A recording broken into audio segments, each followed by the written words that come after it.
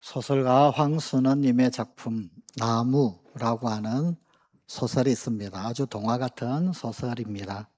눈이 소록소록 내리는 밤에 밤나무 두 그루가 잠에서 깨어납니다.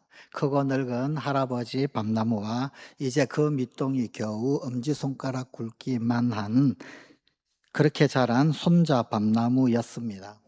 며칠 전에 이 마당에는 거센 바람 때문에 그만 가지가 부러져 상처를 입은 감나무도 함께 있었습니다.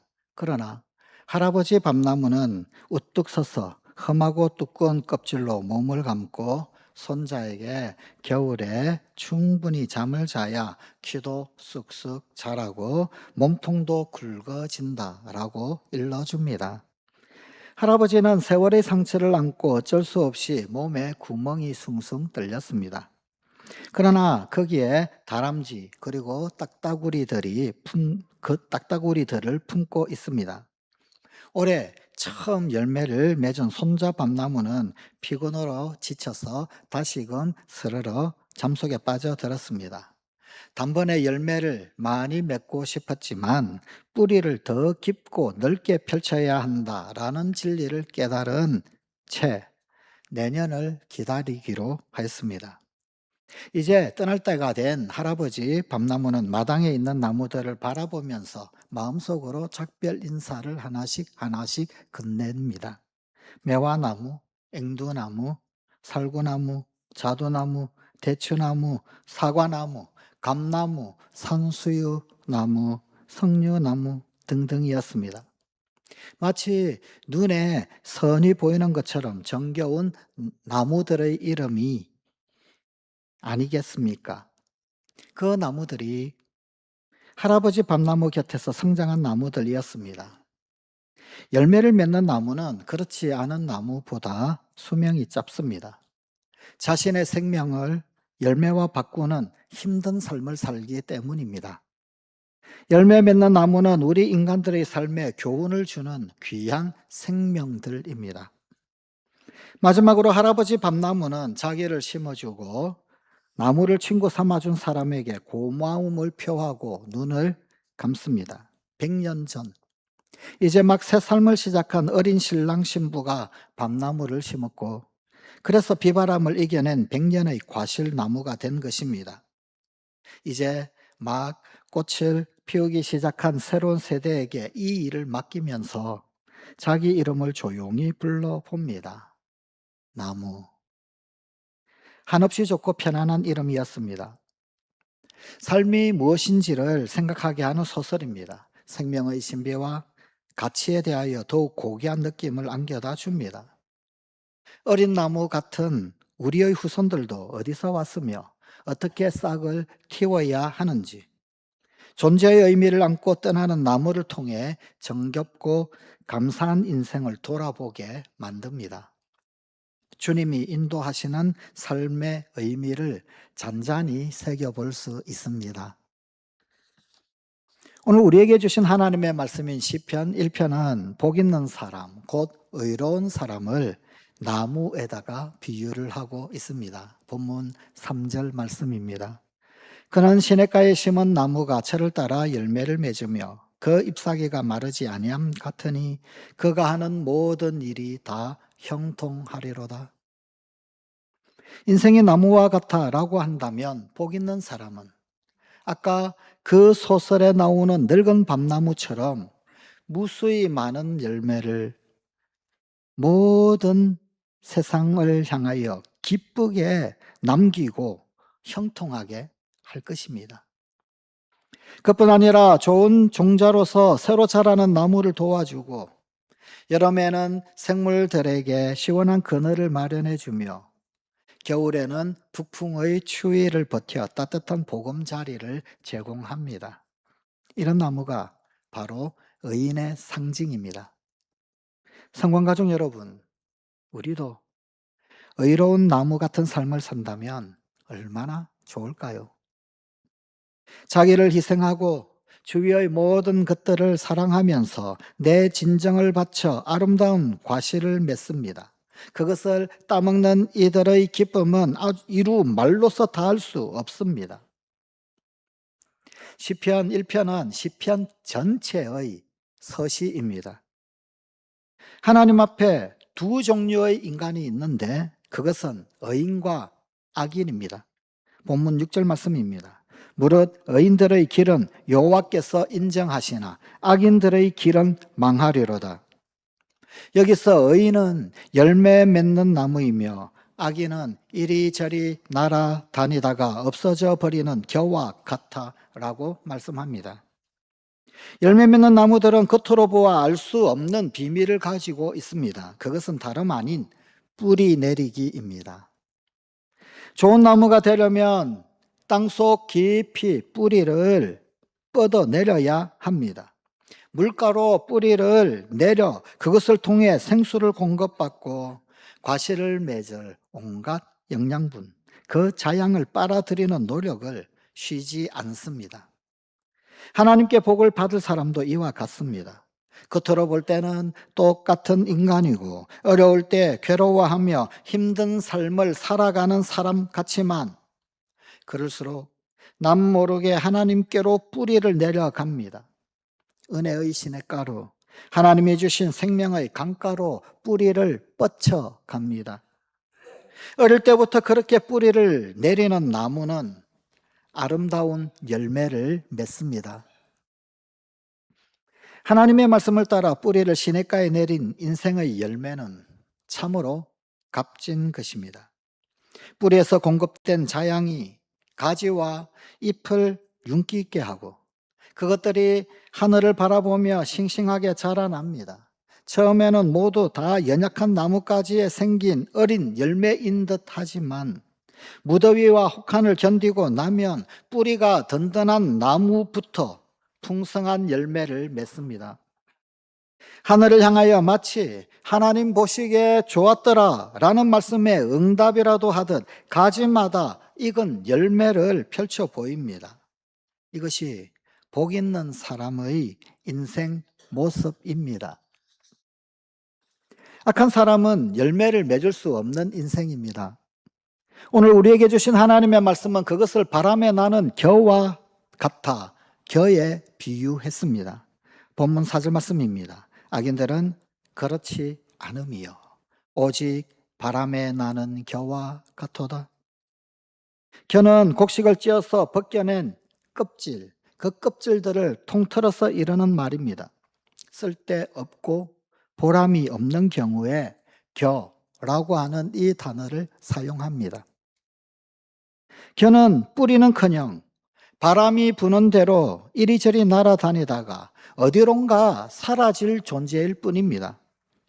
나무가 고통을 이기며 뿌리를 내리고 있을 때 겨는 바람을 따라다니며 시원한 곳에 잠시 붙어 있기도 하고 자유분방한 모습을 보여주기도 합니다. 그러나 겨는 아무런 목적도 지향하는 것도 없습니다.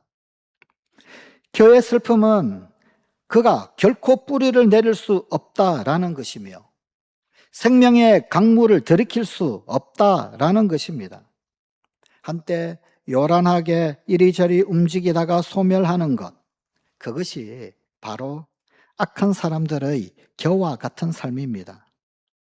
겨는 알곡과 분리되어 불에 태워집니다. 쭉정이는 결국 하나님께서 세상을 심판하실 때 구원의 백성 대열에 결코 끼지 못합니다. 아니 추방되어 사라지고 말 존재에 불과합니다. 슬픈 일입니다.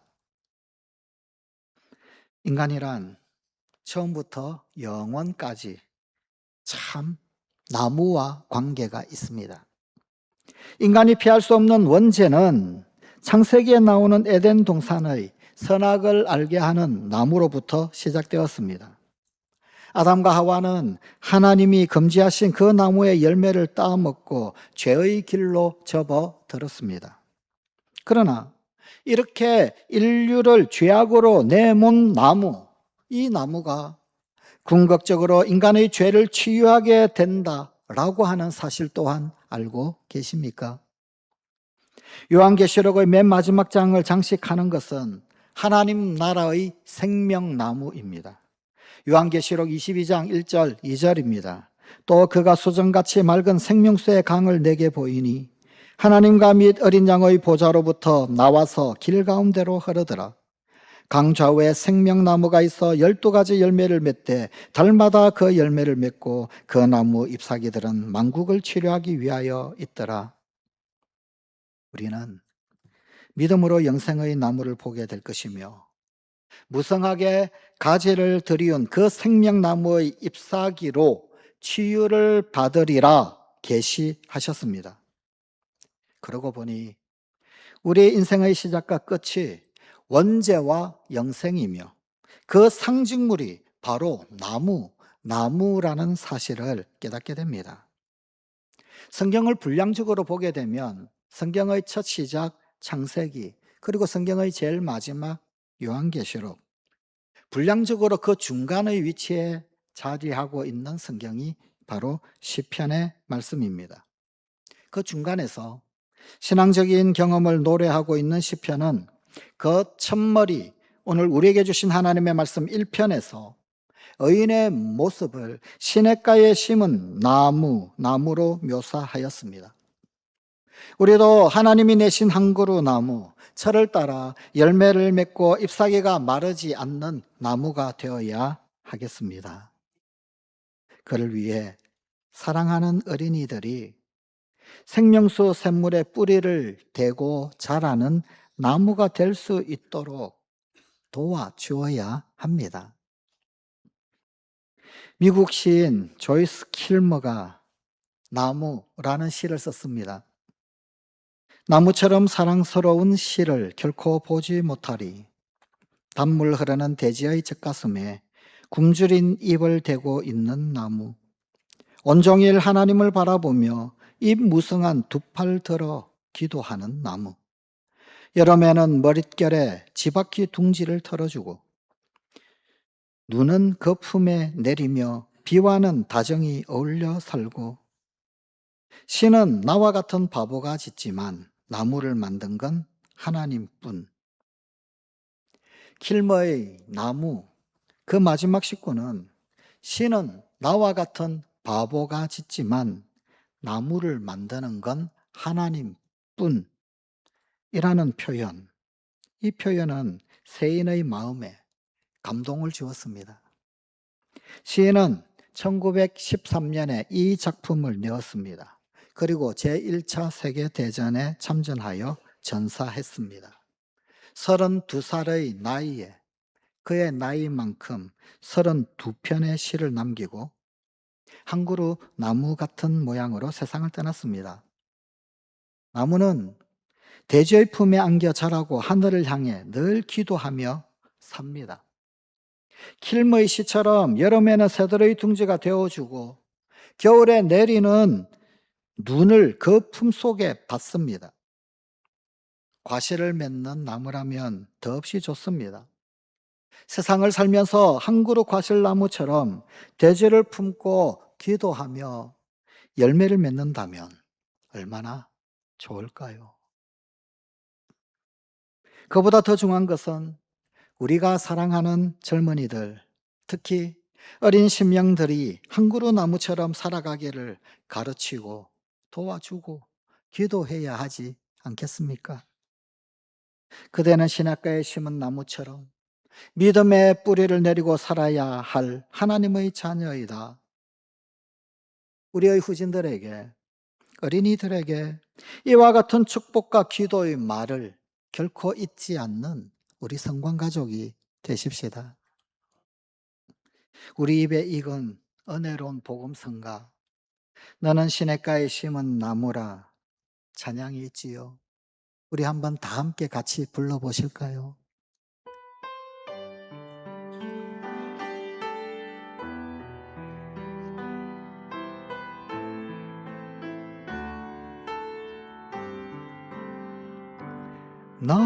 나는 시냇가에 심은 나무라 하나님의 사랑 안에 믿음 뿌리 내리고 주의 뜻대로 뜻대로 항상 사세. 주의 시절을 좇아 주의 시절을 좇아 구원 열매 맺으면 주의 영화로운 빛 너를 보호하리니 주의 뜻대로 항상 살리라. 우리가 서로를 축복하면서 격려할 때 많이 불렀던 찬양이지요. 서로가 축복이 되기를 원하고 서로가 시냇가에 심은 나무 되기를 축복하면서 불렀던, 혹은 우리의 믿음의 후진들, 우리의 젊은이들, 우리의 자녀들, 우리의 아이들, 그들이 시냇가에 심은 나무처럼 철을 맺어 열매 맺는 나무로 우뚝 서기를 원하는 마음으로 자녀손들을 축복하면서 많이 불렀던 찬양이지요. 오늘 그 마음 그대로 우리가 서로를 축복하시면서, 뿐만 아니라 오늘 이 예배 참석한 우리의 젊은이들을 축복하시면서, 또한 우리의 자녀손들, 우리의 마음에 품고 있는 우리 할아버지 할머니들의 그 자녀손들을 마구 축복하시면서 서로 축복하시며 이 찬양을 한 번 더 부르심으로 기도를 대신하고자 합니다. 우리 서로 축복하시며 부르십시다.